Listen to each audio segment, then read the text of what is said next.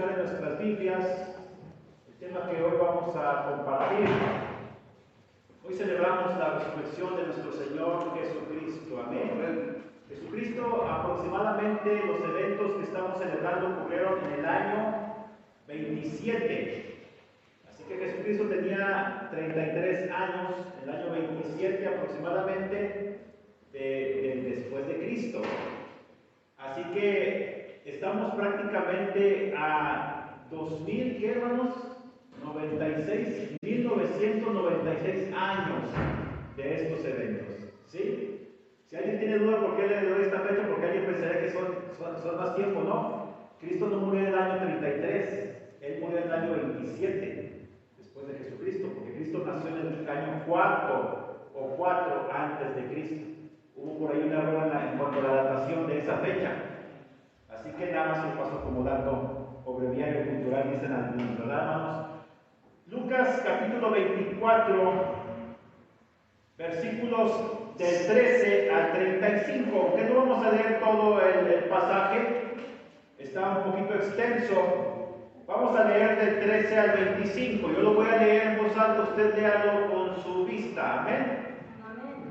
Lucas 24 del 13 al 25 dice de esta manera: he aquí el mismo día, dos de ellos iban a una aldea llamada Emaús, que está a 60 estadios de Jerusalén. Esto es aproximadamente 11 kilómetros. Iban hablando entre sí todas aquellas cosas que habían acontecido. Sucedió que mientras iban conversando y discutiendo el uno con el otro, el mismo Jesús se acercó e iba con ellos, pero sus ojos estaban velados de manera que no le reconocieron. Entonces les dijo: ¿qué son estas cosas de que estáis conversando entre vosotros mientras camináis? Se detuvieron con semblante triste, y respondiendo uno de ellos, que se llamaba Cleofas, le dijo: ¿eres tú el único forastero en Jerusalén que no sabes las cosas que han acontecido en estos días? Entonces él dijo: ¿qué cosas?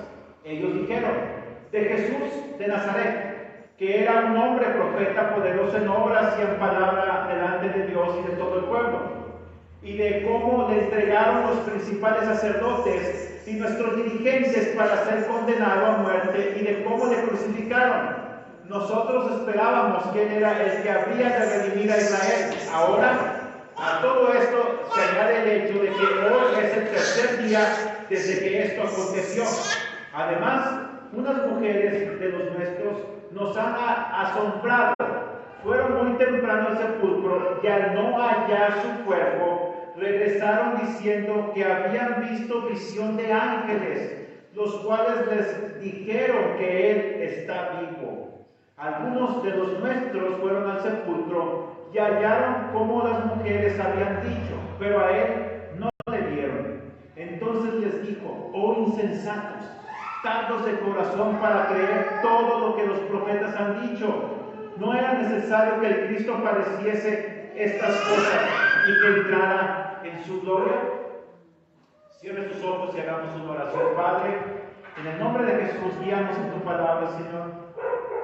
Te agradecemos infinitamente, Señor Jesucristo, porque pusiste tu vida por nosotros, porque llevaste nuestro pecado, Señor, porque sufriste la cruz, Señor, sufriste las burlas, sufriste la muerte, sufriste y padeciste nuestro infierno, Señor. Y sin embargo, al tercer día resucitaste victorioso. Y hoy estás a la diestra del Padre e intercedes por nosotros, Señor. Gracias, Señor. Gracias infinitas por morir por nosotros en la cruz del Calvario, pero sobre todas las cosas, por resucitar, porque eso hace la diferencia con cualquier otra religión. Porque tú resucitaste, porque venciste la muerte. Y no solamente eso, sino que un día vas a regresar a esta tierra por los tuyos, Señor. En el nombre de Jesús, Padre, te agradecemos toda la obra que hiciste desde la eternidad por nosotros, y porque nos has heredado además el Espíritu Santo, Señor, que mora en nosotros. Amén, Señor. Pueden tomar asiento, hermanos, porque hoy quiero hablarles de el tema: enciende nuestros corazones. Enciende nuestros corazones Y vemos aquí este texto en Lucas 24:32, cómo ellos se decían el uno al otro. No había nuestro corazón en nosotros mientras nos hablaba en el camino y cuando nos abría las escrituras. Estamos hablando de los caminantes a la ciudad de Emaús. Y quiero decirle a modo de introducción que Emaús era una ciudad situada 11 kilómetros, o lo que son 60 estadios, al noreste de Jerusalén. El significado de la ciudad Emaús, o el nombre Emaús, tiene dos significados. El primero es una primavera templada, pero además el otro es lugar de aguas termales. ¿Alguien conoce las termas de San Joaquín, hermanos, aquí? ¿No han ido jamás a las termas de San Joaquín nadie? A ver si un día vamos, hermanos. Un día hicimos unos bautizos, un domingo, un sábado de gloria. Está rumbo a Paredona, a 1 hora con 15 minutos de Saltillo. Es un lugar muy hermoso, las termas de San Joaquín. Así que eso era precisamente Emaús. Algo así como era además una fortaleza romana, por lo que en ella se podían encontrar toda clase de diversiones, casinos, prostíbulos. No era una ciudad muy grande, pero era una ciudad que lo tenía todo, tenía un clima perfecto. Algo así como la ciudad de la eterna primavera que nosotros conocemos como la ciudad de Cuernavaca. Algo así como los balnearios que están alrededor de Cuernavaca. Si alguien lo sabe, si alguien ha visitado Huastepec, son unos lugares hermosos, los hoteles ahí, los jardines. El clima, hermanos, es una temperatura perfecta, tanto de día como de noche. No hace frío, no hace calor, es un clima templado. Le digo esto para describirle cómo era Emaús. Había una fortaleza romana, era una clase no solamente de ciudad de Cuernavaca, sino algo así como la ciudad de Las Vegas, Nevada. Allí había prostíbulos, había casinos, había lugares de diversión. Y este era el lugar al cual se dirigían estos dos caminantes, el cual solamente se nos da el nombre de uno. Y déjame decirte que te voy a explicar 4 o 5 cosas importantes con respecto al tema que hoy estamos viendo acerca de los caminantes de Emaús. Y si vamos a la escritura, el pasaje que hemos visto en Lucas capítulo 24, ¿sí? Lucas 24, versículos del 13 al 15, aquí encontramos, hermanos, cómo estos hombres en el mismo día iban a esa aldea, a esa ciudad llamada Emaús. Y en primer lugar, déjame decirte que el camino a Emaús es un descenso en la vida espiritual. ¿Por qué? Es lo que vamos a ver precisamente a continuación. Pese a haber escuchado el testimonio de María Magdalena, de Juana y la otra María en Lucas 23:10 y de Pedro en el versículo 12, si retrocedemos en el pasaje que hemos leído, estos dos caminantes de Emaús decidieron no creer. Versículo 11, escucha lo que dice: pero sus palabras les parecieron a ellos locura y no las creyeron. Dos Marías, una Juana. De hecho, una de esas mujeres llamada María era esposa de uno de ellos. Escucha. Tú puedes estar aquí como varón, escuchar el testimonio de tu esposa, conocer la intercesión de tu esposa a favor de tu familia, y a pesar de eso ser un incrédulo. Eso es muy lamentable.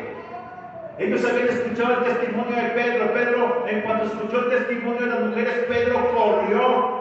Junto con Juan corrieron a la tumba, la encontraron vacía. Se encontraban ellos maravillados porque la tumba estaba vacía. Recordaron que Jesucristo lo había dicho, que él iba a resucitar el tercer día. Ellos sabían que la palabra se había cumplido, la promesa se había cumplido, la profecía se había cumplido, pero ellos decidieron no creer. Ahora, había una razón poderosa por la cual ellos decidieron no creer, pero no era justificable. Ellos decidieron entonces emprender el camino a sus antiguas vidas, a su pasado. Ellos dijeron: oye, está bien, tengo todas las evidencias, pero ¿sabes una cosa, Señor? A mí dame unas vacaciones cristianas. Yo me doy de baja en el ejército de los discípulos de Cristo. Yo me voy a Emaús, yo me voy a Cuernavaca, yo me voy a Las Vegas. No cuentes conmigo. Ya no quiero permanecer en Jerusalén. Jesucristo les había dicho que permanecieran juntos, pero ellos decidieron emprender el camino a casa y el camino al pasado, a sus antiguas vidas. Yo no sé a qué se dedicaban en Emaús, tal vez eran meseros, tal vez eran porteros en algún mesón de ahí, tal vez eran herreros, tal vez ellos eran constructores, tal vez ellos ahí tenían algún negocio. Y déjame decirte esto, que nunca te alejes del testimonio de la cruz. Nunca te alejes del testimonio de Cristo. En el caso de ellos, se encontraban desanimados, decepcionados, porque ellos veían que la muerte de Cristo era el fin de la historia de un Mesías que para ellos había fracasado. Ellos tenían la expectativa de que el Mesías era un general, un libertador que iba a luchar para librarlos del yugo romano. Y por eso Jesucristo los había decepcionado y ellos se sentían tristes, se sentían decepcionados, deprimidos. ¿Alguna vez, te pregunto, Dios te ha decepcionado?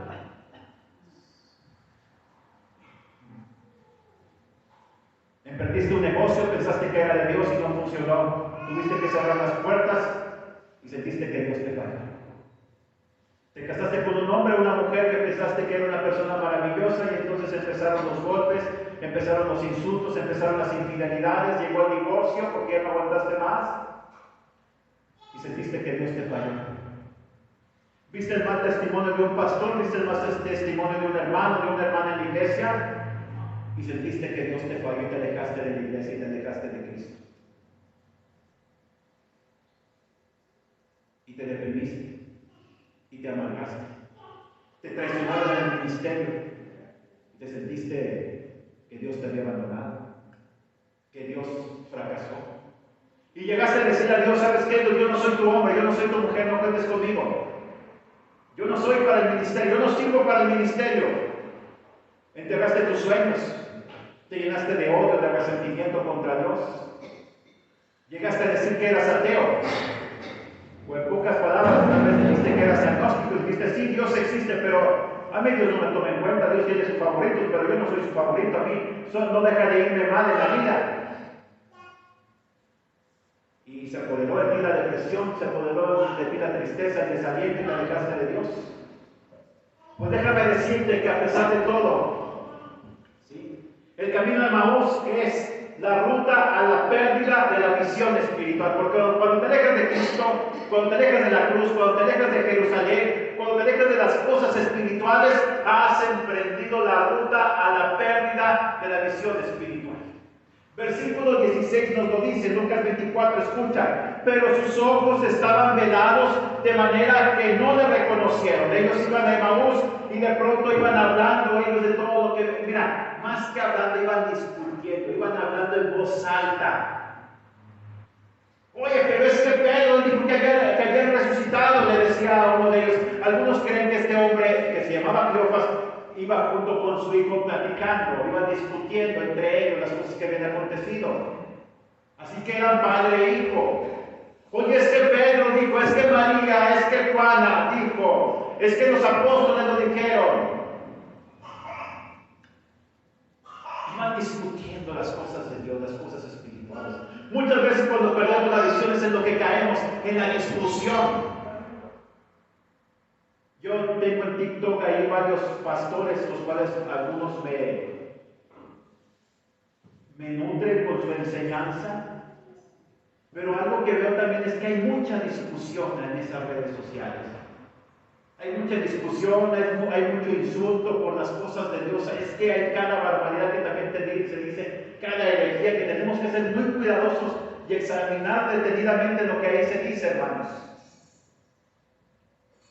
Cuando una persona escucha, se ha alejado de Dios, se ha alejado de Cristo, de las cosas espirituales, ya ha perdido la visión de las cosas de Dios, una señal es que se la pasa discutiendo. Se la pasa discutiendo con los hermanos, con el pastor, se la pasa discutiendo con otros cristianos. Piensa que lo que él dice es la verdad.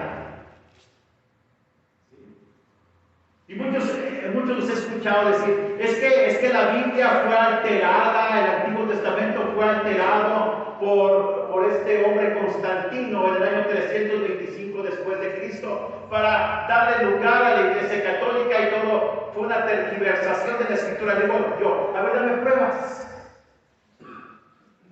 Y jamás me han dado pruebas de ello. Gente que se la pasa discutiendo por las cosas de Dios. Déjame decirte que las cosas de Dios no son para discutirse. El apóstol Pablo acostumbraba a eso como buen rabino, hasta que llegó el momento en que él le dice a los corintios: yo me propuse entre ustedes no saber otra cosa sino a Jesucristo y este crucificado. Porque el reino de Dios no es palabras, el reino de Dios, escucha, es poder. Amén. El reino de Dios es poder. Escucha, estos dos hombres no solo estaban decepcionados, también estaban deprimidos. Es que el desaliento impedía que ellos pudieran darse cuenta de que el plan de Dios se había ejecutado a la perfección. Es que Dios ya había establecido, lo había anunciado, Jesucristo lo había predicado en 3 ocasiones. Es necesario que el Hijo del Hombre vaya a Jerusalén, sea entregado, sea herido, sea golpeado, sea muerto, pero el tercer día resucitará. Sí, cuando tú estás deprimido, cuando estás deprimida, no tienes oídos para nada más. ¿Has hablado con una persona deprimida? Tal vez tú misma estás deprimido o deprimida. Anoche hablaba con una persona, una enfermera que me tocó llevar a una fábrica, y ella me empezó a contar su historia. No sé por qué me tuvo la confianza. Una historia terrible de adulterio que había sufrido, y cómo la dejó su esposo, y cómo ella le pidió el divorcio. Y dice: llevo 7 meses en depresión. Dije: yo duré 7 años. Dije: pero ¿sabes cómo lo superé? Dije: no fue con terapia, no fue con medicamentos, porque llegó un momento en que no me sirvieron de nada, y en lugar de causarme sueño, me lo quitaban. Hasta que llegó un momento en que dije: ya no voy a tomar medicamentos, porque voy a enfrentar como Jesucristo el dolor. Cuando a él le pusieron la mirra y se la acercaron a su boca, estando en la cruz, él se hizo un lado, él la despreció, porque él nos demostró que el dolor se debe enfrentar tal cual viene.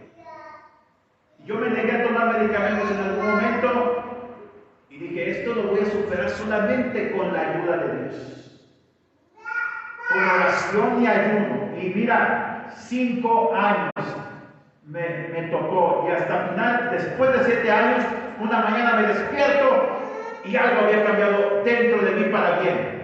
La depresión se había marchado. Antes andaba encorvado y ahora andaba así como un príncipe, como debemos de caminar los hijos de Dios aquí en la tierra. No con la cabeza agachada, no como dice aquí en la Escritura. Dice aquí que traían el semblante triste, versículo 17. Los cristianos no tenemos por qué tener un semblante de tristeza. Escucha. Aun cuando tenían el testimonio de sus amigos y familiares, escucha, Cleofas, según Juan 19:25, era esposa de una de las mujeres llamada María. De hecho, Cleofas, hay algunas tradiciones que dicen que era hermano de José, el padre putativo o adoptivo de nuestro Señor Jesucristo. Cleofas era tío de Jesucristo. ¿Cómo es que no le reconoció? Es que su tristeza era tan grande que había llenado sus corazones de incredulidad. Y así pasa con muchos cristianos, hermanos.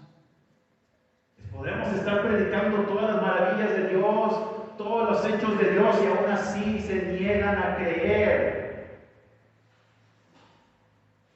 Como el pueblo de Israel en el desierto, ¿lo recuerdas? Tuvieron sed, tuvieron hambre, no había agua, no había comida, estuvieron dispuestos a asesinar a Moisés, a apedrearlo, hasta en 10 ocasiones, lo dice Moisés. Cuando Moisés les hablaba, ellos endurecieron sus corazones. No seamos como la generación incrédula, hermanos, porque perderemos grandes bendiciones. Ahora es que la depresión es capaz de hacernos perder la visión espiritual, porque ellos no pudieron reconocer a Jesús en el camino. Dice aquí la Biblia que Él se acercó a ellos, que les hizo una pregunta: ¿qué son estas cosas que están conversando entre ustedes mientras caminan? Pero ellos no le pudieron reconocer, porque así es la depresión, porque así es la tristeza, porque así es la amargura, porque así es la decepción. Hace que pierdas la visión de las cosas de Dios. Ahora, en tercer lugar, hermanos, el camino a Emaús es el camino del desaliento. Mira, Lucas 23, 17, 24, ese pasaje que hemos leído hace un momento, dice ahí que ellos se detuvieron con un semblante triste. Se veía la tristeza en sus rostros. A pesar de que ellos eligieron alejarse de Jerusalén, de la cruz de Jesús, el Señor tuvo misericordia de ellos, fue a su encuentro. Dice que Él se acercó e iba con ellos. Esto es lo maravilloso de nuestro Dios, hermano. Elías, cuando escuchó la voz, el mensaje de aquella mujer terrible que era Jezabel, de que le había anunciado que le iba a matar. ¿Sí? ¿Qué fue lo que hizo Elías? Oye, Elías un día antes había matado a 850 profetas de Baal y de Acera. Hizo caer fuego del cielo. Y ese hombre que hizo ese gran milagro por el poder de Dios, tuvo temor cuando escuchó la voz de una mujer, la amenaza de una mujer. Se le olvidó. Algunos dicen que Elías estaba cansado después de 3 años y medio de estar huyendo. Otros dicen que Elías, y no me cabe duda que también Elías estaba deprimido. Elías deja a su siervo y se va al desierto. Cruza el desierto, llega hasta el monte Oreb, se mete a una cueva. Y entonces Dios es tan misericordioso que Él mismo se le presenta en forma de una tormenta, en forma de un huracán, en forma del fuego, en forma del terremoto. Pero ¿qué dice la Escritura? Que Dios no estaba allí. ¿Sabes por qué? Dios le quería mostrar a Elías que Dios no es como cualquier otro Dios. Esas eran manifestaciones de Baal, el Dios al cual Elías había derrotado. Dios le quiere demostrar a Elías que Dios no está en el caos, que Dios está en el circo apacible y delicado que Elías escuchó cuando escuchó la voz de Dios. Habían sido 3 años y medio de Elías, habían sido 3 años de estos discípulos, de andar de aquí para allá con su maestro. Estaban cansados. Y allí Jesucristo tuvo misericordia de ellos. Esa es la buena noticia para ti, para mí, hermano y hermana. Que así como con Elías se le presenta al Señor y no le recriminó, no le dijo: oye Elías, eres un cobarde, oye Elías, estás deprimido, oye Elías, me has fallado. Le dijo simplemente una pregunta: ¿qué haces aquí, Elías? Es la pregunta que Dios nos hace a mí y a ti el día de hoy. ¿Qué haces aquí en tu depresión? ¿Qué haces aquí en tu tristeza? ¿Recuerdas a Ana cuando Dios no le podía dar hijos? ¿Qué fue lo que hizo Ana cuando escuchó la voz del sacerdote diciéndole que iba a tener hijos? Dice que dejó su tristeza. Fue y comió, siguió con su vida, y al tiempo Dios le dio a su hijo. Pero Dios tiene solución para nuestra depresión, para nuestra tristeza, para nuestra amargura, para nuestros fracasos. Pero tenemos que aprender a escuchar su voz. Elías estaba acostumbrado a escuchar por aquí, por allá la tormenta, el tornado, el terremoto. La vida de Elías era así, de hecho. A donde él iba, él trastornaba el mundo. Le decían el alborotador de Israel. Pero Dios tuvo que enseñarle que también en la tranquilidad, en el reposo, se escucha la voz de Dios y Dios te revela sus planes y proyectos. Largo camino te resta, dijo el Señor. Hermanos, yo ayer anduve trabajando desde la 1 de la tarde hasta las 12 de la noche y dije: puedo seguir trabajando, pero tengo que ir a casa, preparar las cosas, preparar la predicación, dormir un ratito, necesito estar en la presencia de Dios en tranquilidad, porque mañana es un día de victoria. Es un día de gozo. Es un día en el cual vamos a predicar la palabra de Dios y tenemos que estar en tranquilidad. Tenemos que aprender, como dice la Biblia, en confianza y en reposo será nuestra fortaleza. Ahora, lo curioso del creyente deprimido es que conoce la verdad, escucha, es creyente, es cristiano, la predica.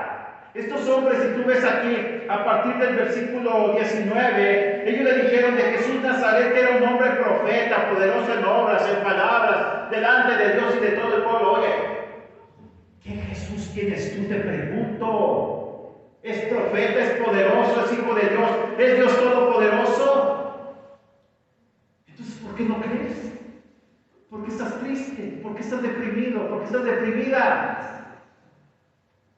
Y luego dice, de cómo le entregaron los sacerdotes, nuestros dirigentes, para ser condenado a muerte, y de cómo la crucificaron, pero ellos se sentían tristes, olvidaron que Jesucristo lo había anunciado. Nosotros, escucha, ¿sí? Dice, nosotros esperábamos, versículo 21, ellos, un cristiano deprimido, puede tener un testimonio impresionante. Hablarte de esperanza, de profecía. Ahí están los versículos para que lo puedas cotejar. De visiones de ángeles. Ahí lo dice el versículo 23. Dice, al no hallar su cuerpo, regresaron diciendo que habían visto visión de ángeles. Mira, todo lo que le estaban predicando a este desconocido, porque estaban predicando, pero porque estaban tristes. Tenían evidencia de milagros, versículo 24. Les dijeron que había resucitado y sin embargo permanecían incrédulos. ¿Sabes por qué? Porque el camino a Maús es el camino del desaliento. Porque habían perdido la visión, porque habían perdido el propósito de su vida.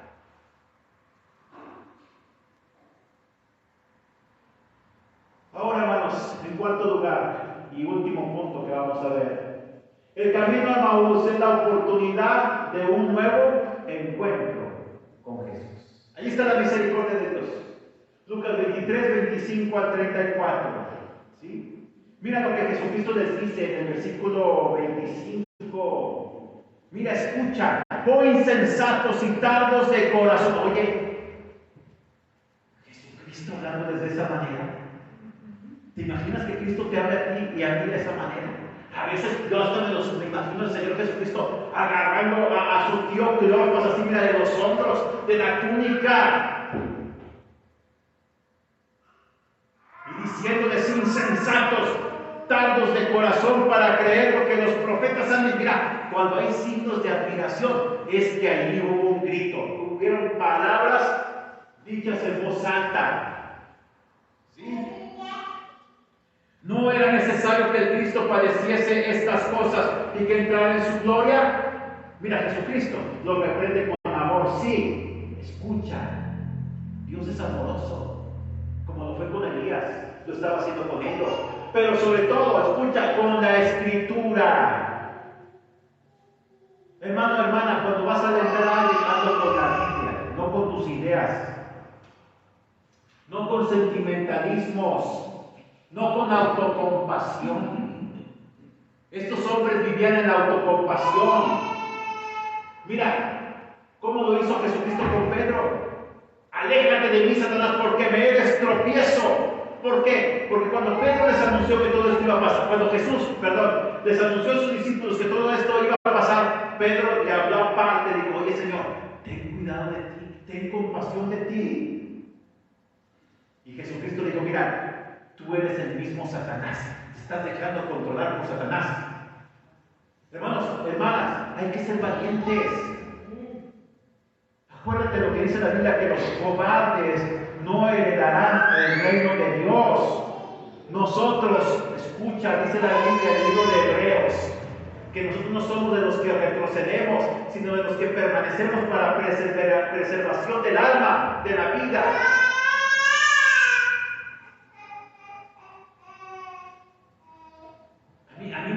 hermanos, mucha pena cuando alguien le dice, yo era cristiano, pero ya no lo soy. ¿Y por qué no lo eres? Ay, es que yo veía cómo los cristianos discutían mucho. Pues eres un cobarde. En tu trabajo sí discuten, ¿verdad? Sí hay diferencia de opinión, y ahí sí aguantas, ¿verdad? Aguantas que el patrón te diga a veces hasta malas palabras, porque no tienes a dónde más irte, a otro trabajo donde irte, ¿verdad? Ahí sí aguantas, ¿verdad? Pero en la iglesia no aguantas que el pastor te llame la atención. Qué curioso, ¿verdad? Allá sí porque allá te pagan, aquí es porque eso es voluntario, ¿verdad? Con Hacienda sí vas y das tus impuestos, pero en la iglesia no días más. Qué curioso, ¿verdad? Escucha.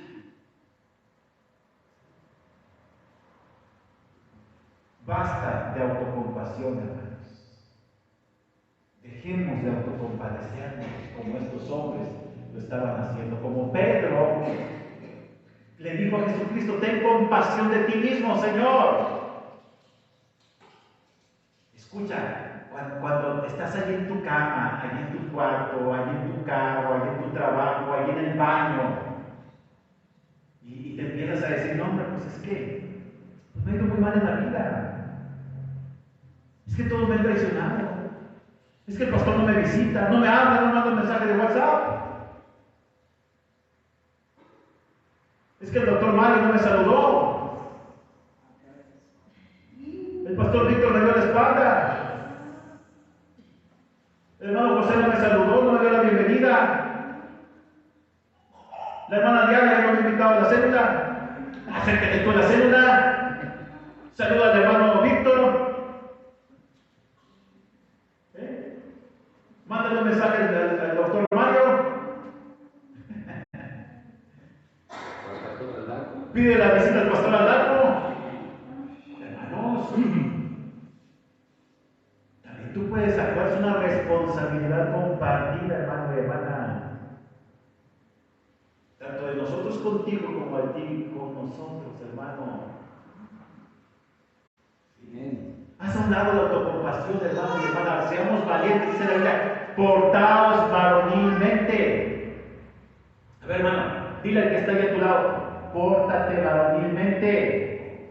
No importa que sea mujer. Cuando habla de varonil, habla de valor también. Pórtate varonilmente, pórtate varonilmente. Pórtense con valor, hermanos y hermanas. Jesucristo dijo, los envió como ovejas en medio de los lobos. Pero no importa, el buen pastor va detrás de nosotros y delante de nosotros protegiendo. El buen pastor su vida da por las ovejas y ya no lo demostró. Entonces, ¿qué falta? Mira, al despedirse de ellos, Jesús les hace una invitación velada a invitarle a su casa, versículo 29. Él hizo como que iba de largo. Llegaron a Emaús, ya les había reprendido, ya les había mostrado la escritura, ¿sí? Y entonces él dice, ¿sabe qué? Hasta aquí llego, Dios los bendiga, sigo mi camino. ¿Y qué es lo que ellos hacen? Con el pretexto de que el día ha declinado, lo invitan a su casa. Cuando piensas que todo esté perdido y que solamente reina la oscuridad, aún puedes invitar a Jesús a tu casa. Hay un canto muy hermoso inspirado en este pasaje.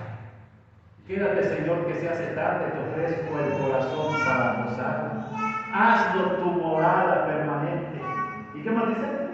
Acéptalo, acéptalo, mi buen Jesús. Es lo que ellos estaban haciendo.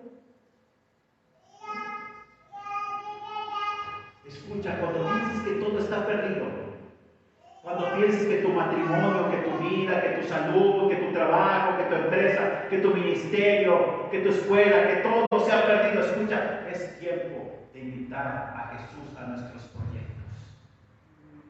Es tiempo de, como Pedro allí en el mar, cuando empezó a hundirse, a hacer aquella oración que es la más corta registrada en la Biblia. Jesús, ayúdame.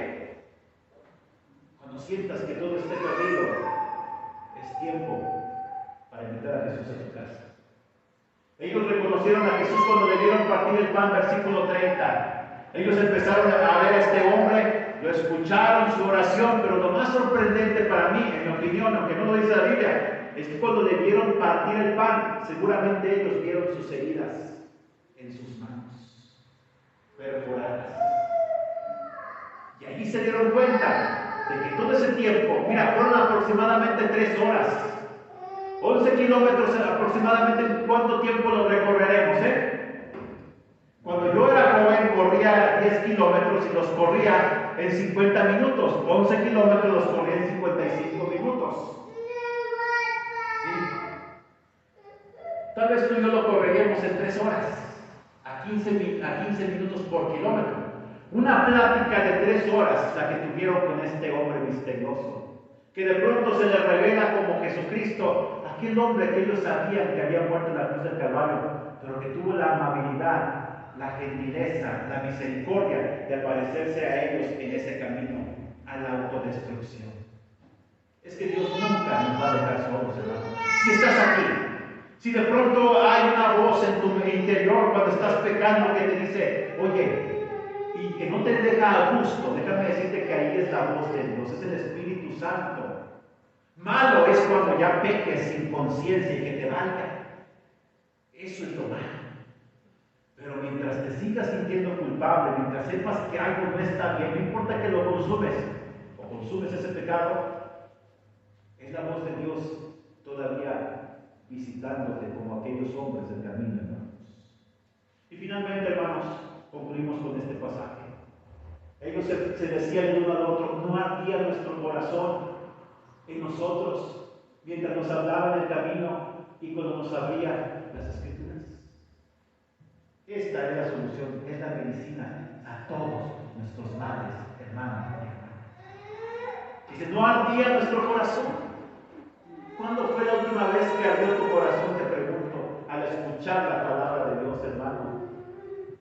¿Cuándo fue la última vez que dijiste, voy a leer la Biblia, y la leías, y la leías, y la leías, y te decían que estabas loco, y te decían que eras un evangélico, que eras un aleluyo, que eras un hermanito? Pero no importa, como alguien un día me dijo, una persona muy cercana, un día leyéndome leer la Biblia, una persona muy cercana me dijo, ¿y tú crees que ese libro te va a cambiar? Alguien a quien yo amaba mucho me lo dijo, con incredulidad. Yo volteé la vista a esa persona y le dije, sí, estoy seguro de que puede ser. Y lo voy a leer las veces que sea necesario hasta que mi vida haya cambiado. Hermanos, pidámosle a Dios ese fuego, esa visita del Señor Jesucristo a nuestro hogar.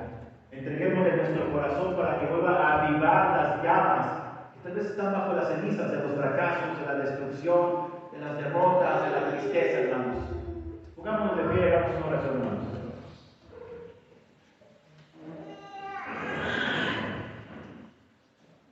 Cierre sus ojos, Padre, en el nombre de Jesús, Señor, hemos compartido esta palabra, Señor.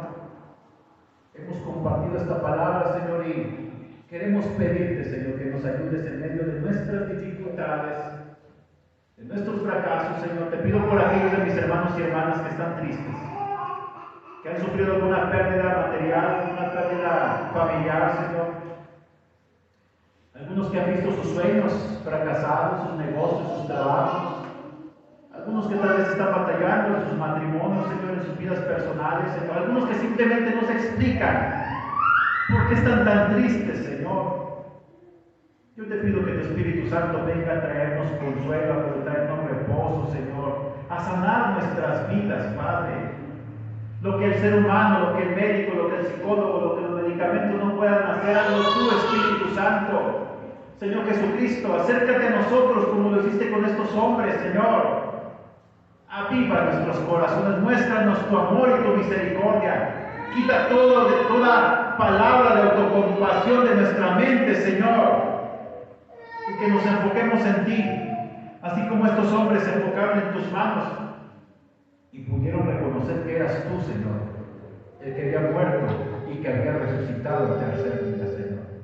Gracias por este día de victoria que hoy celebramos, Señor Jesucristo.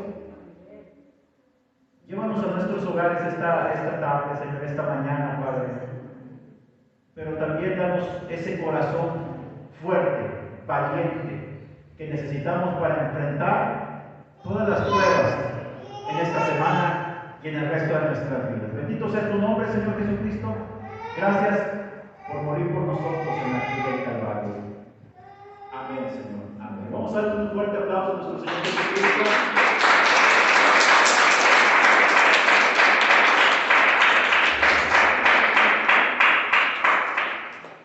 Vamos a entonar un canto, hermanos, y vamos a recoger las ofrendas, hermanos. En lo que preparan mis hermanos, pues.